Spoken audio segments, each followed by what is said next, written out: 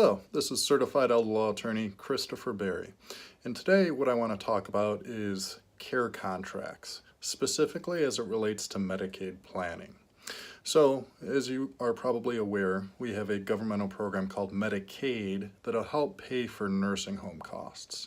But to qualify for Medicaid, there is an asset test involved, where a single individual can only have $2,000 worth of countable assets. And countable assets are basically everything other than a home, small cash value of life insurance, personal belongings, and a prepaid funeral. Now, for someone to qualify for nursing home Medicaid, they're also going to look back 5 years to see if you've gifted or moved any money around.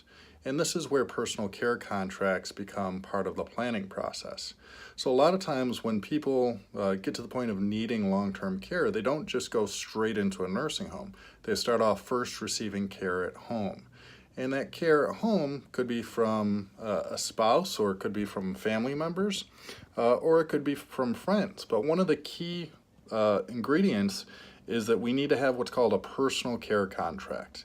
And what this is a document that allows us to pay that individual for their care, because otherwise Medicaid is going to look at that transfer, that monthly movement out of that person who may need care, out of their name to someone else's name.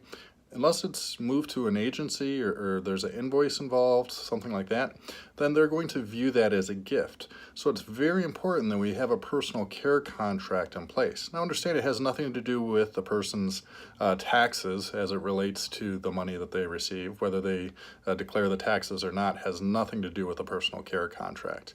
But what this document does is just protects that person who may need care from that Medicaid look back, or the Medicaid office is saying that those transfers of monies were gifts.